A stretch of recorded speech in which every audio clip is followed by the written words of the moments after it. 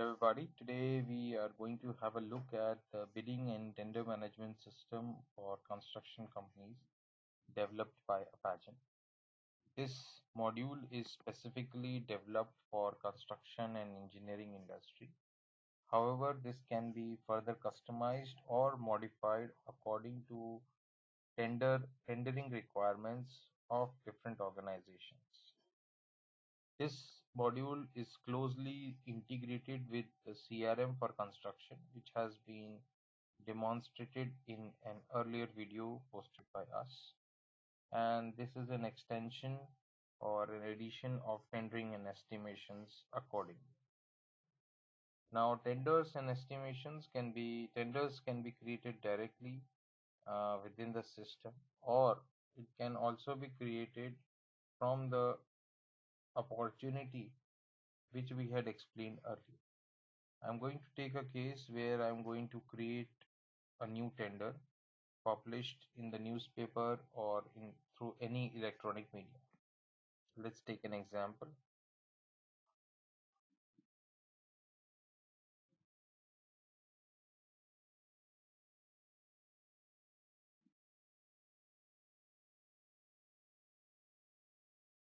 So tender name primarily refers to the exact name which has been published as the tender is considered. This number refers to the tender reference number which is posted on the tender number.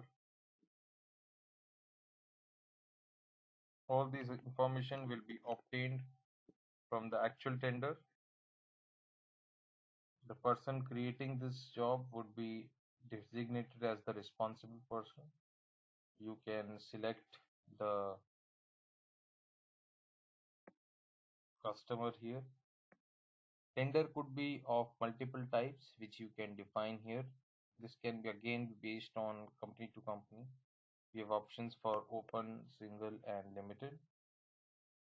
These tender types were defined in this window. So these are configurable and you can choose what needs to be created. Another is tender category. Again, it can be based on either your portfolio or other categories or other criterion for categories can be defined. Similar to tender type, your tender category can also be defined through the configuration window.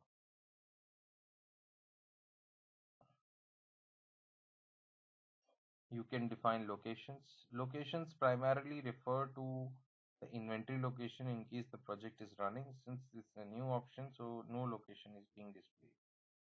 You can specify the industry as well, which is also available through the configuration section.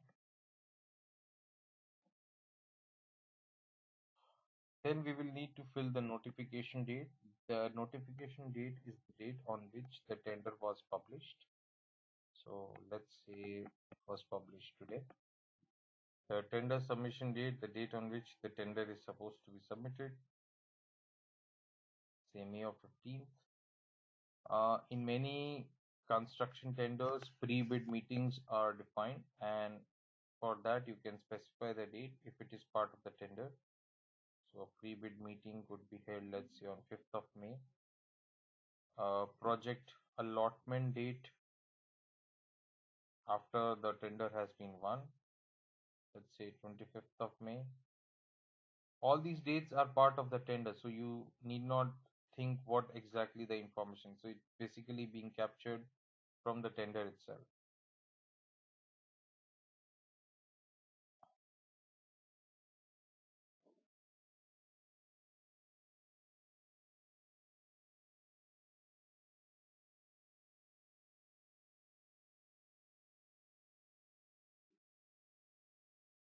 Next, we will estimate the duration of the project if already mentioned. If not, we will do our analysis and define it. Defect liability period, in case applicable to this project, would be the maintenance period for which we will have to maintain the project. Validity of bid, in case tender opening takes time, so we can define our bid validity period. Estimated cost, this is a very rough estimate, you can put some numbers.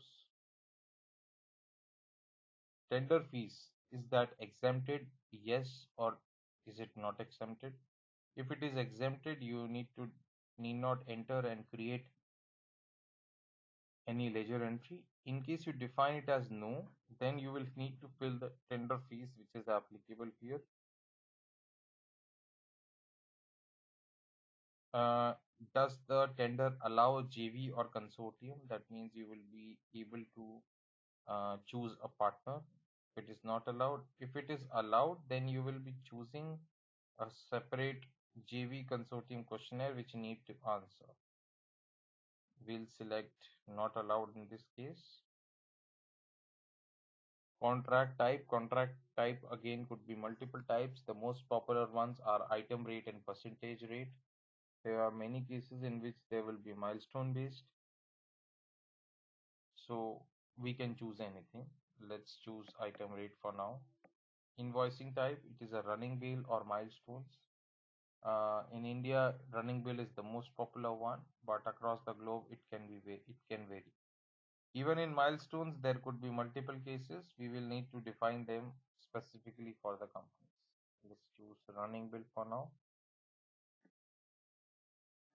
Is there any performance bond that is applicable? If yes, then you need to choose.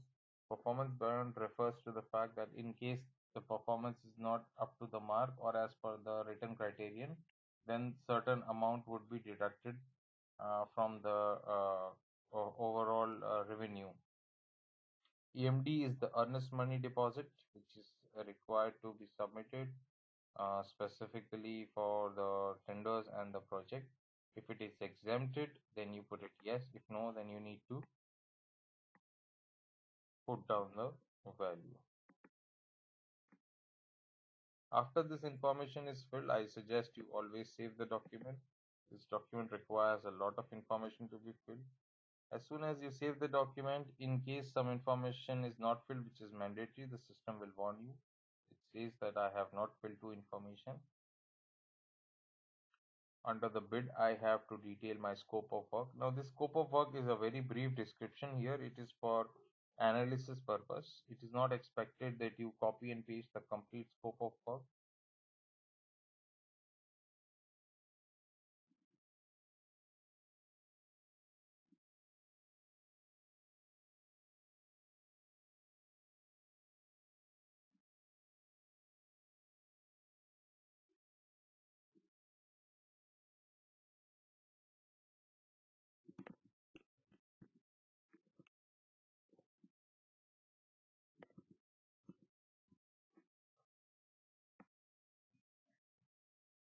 Bid evaluation criteria, which is technical in nature, so you can specify here.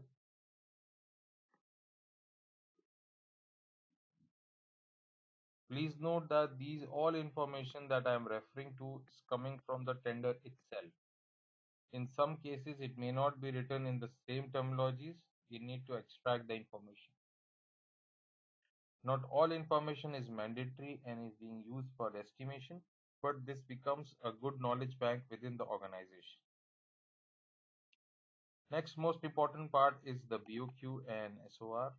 So we are aware that for every project we will be receiving the bill of quantities or the schedule of trades. It is possible to upload a file of BOQ and SOR in a designated format. Uh, if not required to be imported, then it can also be generated and created from here by clicking on item, add an item.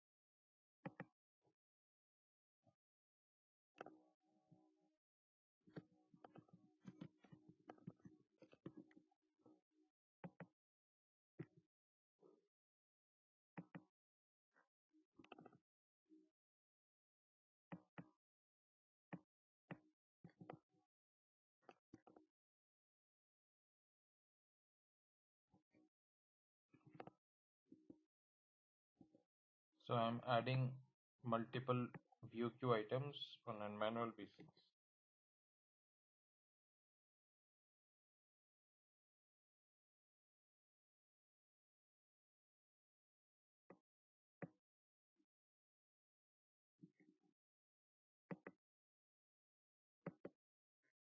So similarly, you can add innumerable VOQ and SOR items. This can also be uploaded to the file through the same templates. In the next window, you can see that we can add documents and deliverables. Now, deliverables and documents can be uploaded here. You can see some of the document types which has been defined here, and list of deliverables. These are optional items and will not impact our work.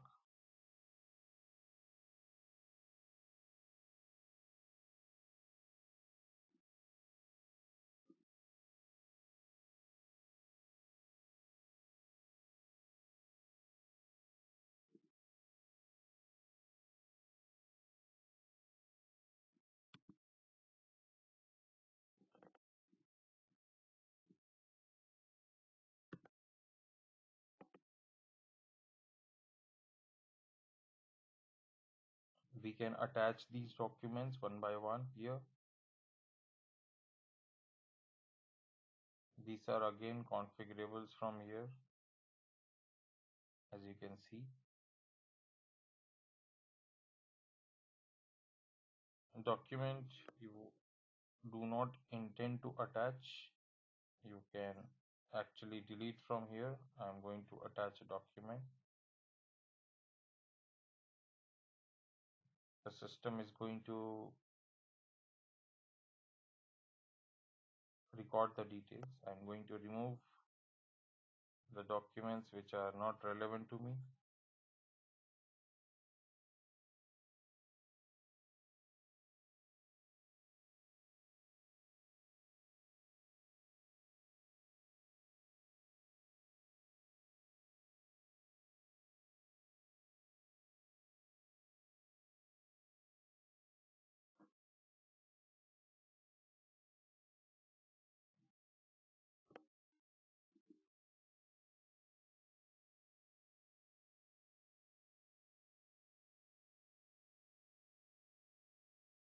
I'm attaching documents.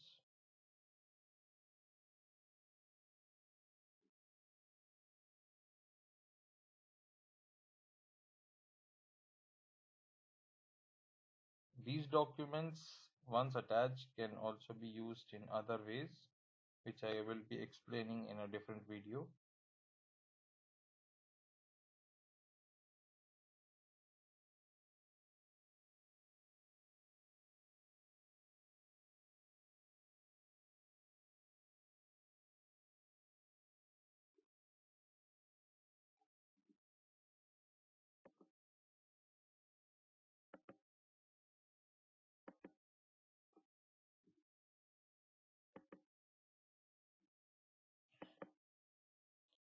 I've attached all the documents. As a safety measure, I always save the document, specifically when we know that this is a very big document and you do not want to lose the data.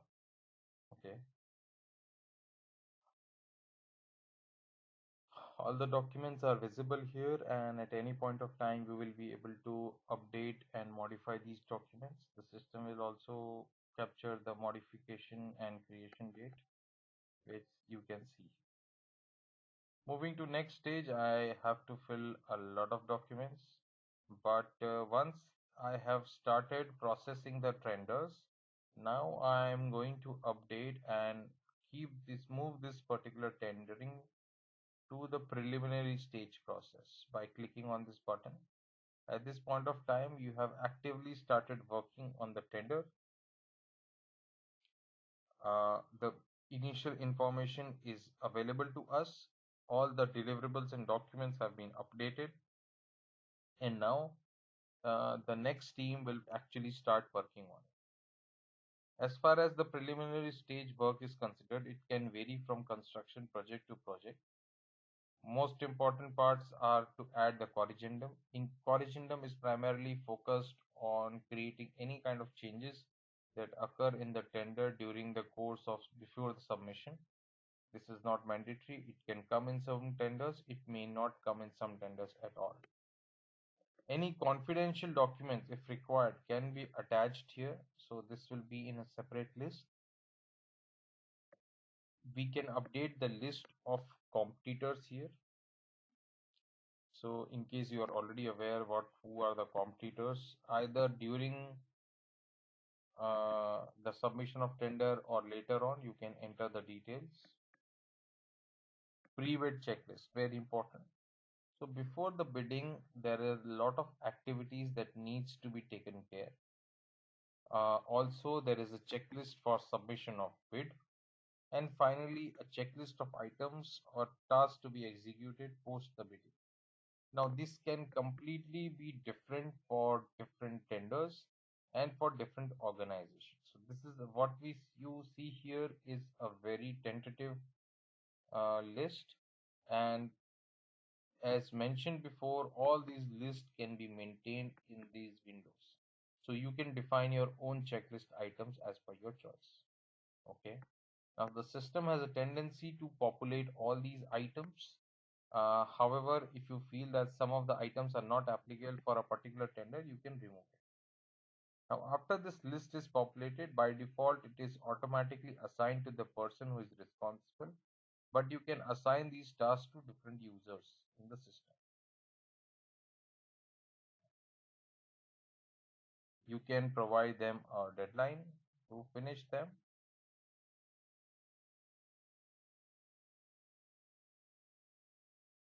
and you can define the task to be assigned. Please note that these users are not able to see these tasks within the system. They will receive an email as soon as you assign them that for this particular tender you have been assigned so and so task. Okay. No details of task are further defined and any communication has to be offline. Also note that any update on the status of these particular tasks would be taken care by the person who is handling the tendering process, and he would be updating the status to in progress or done. So this is required to be done by them. In case the tasks are not submitted, then you can mark it as for to send for reminder. Similarly to pre-bidding, there is a bid submission checklist as you can see. Now after the preliminary stage is crossed, we'll go to commercial stage. At this stage, we are required to update the costing sheet of for the tender, for which we have a window for costing. For costing, again, we can share the template with you and you can upload it. But let's take an example. So we are going to go ahead and create a cost head.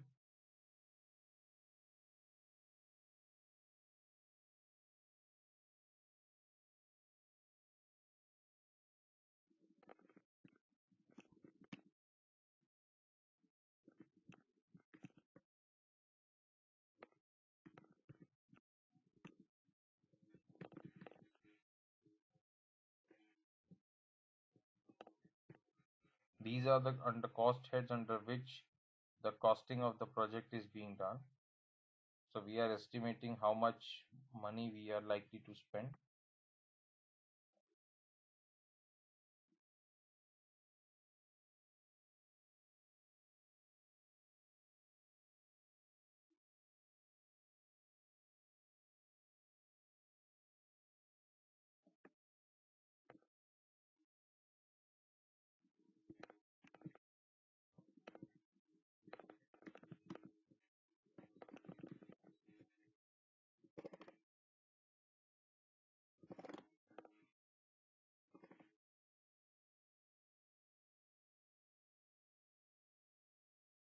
So this is the total amount that is likely to be incurred. Of course, I can add innumerable records. I can define how much profit percentage that I plan to earn from this particular tender, based on which the system will automatically calculate uh, the profit margin that I'm looking for, and based on which it will automatically give me the contract value. Okay, so this gives me a clear idea what kind of amount that I need to bid to get a profit margin of 15%. So my total contract value should be 10,645 0.55 for final costing purpose. That is what is expected. Now, please note that this you can completely modify this later on completely, so that to reach the total costing based on uh, on the CTC. However, please understand that costing sheet can vary completely from company to company, and the actual format in which you have to submit your costing would be very different. So feel free to do this outside the system and update here. And if you feel the need to change this costing sheet based on your requirement, we will be able to do that as well. Okay. Now, after the costing has been finalized, the estimation person will submitting this for approval from the final authority. This final authority can be the head of commercial department. It could be the head of the company like MD or CEO, or head of the engineering department. So it can vary from company to company. All three options are available. The person who is approving it will be in position to see all the documents. He can modify everything. You can see the email alerts that are available here. After it is approved, the tender goes into tender bidding stage, and finally the tender submission would be done. Please note that before tender submission, it is possible that certain documents would be additionally created and added in the system, but we will not be able to modify the costing sheet further. After the tender is submitted, we update the status of tenders to tender submission. The actual tender submission will be done off the system. You will either upload it on the website of the customer or apply in person through paper tenders. So tender submission will show you the status of tender submission. Now, after a tender is won or lost after a few days, we would be updating the status of the tender. However, we are aware that there would be certain activities which we might be doing post bid and before the actual submission, which could be something like this. As you can see, this is the list of post bid checklist. These could be the items of the list. And similar to pre bid and posting, we can also assign these tasks to respective individuals. They will receive an alert. So this activity will continue. Now, after a tender is won or lost, from the CRM, we will be updating the status, which will start reflecting. As an example, I am going to refresh and see the change.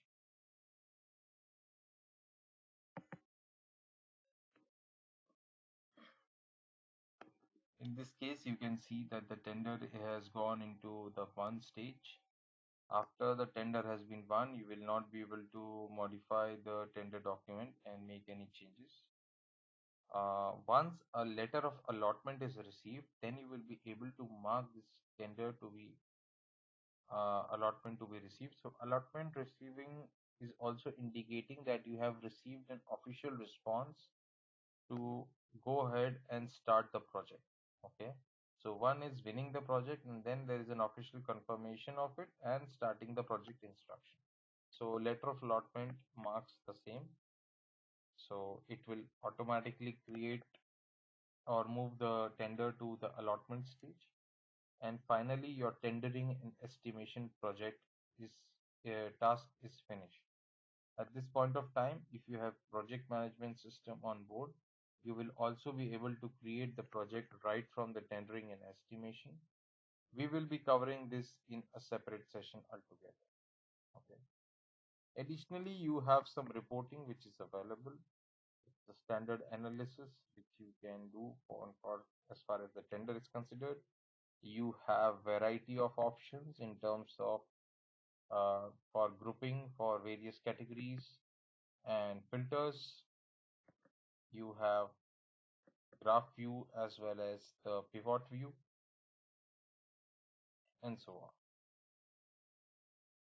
So thank you for watching this video. Like, share and subscribe our YouTube channel videos and you will be getting a lot. And yes, don't forget to comment upon these videos, because if you comment on these videos, this will really going to give us the motivation to upload more and more videos. Thank you so much. Stay tuned.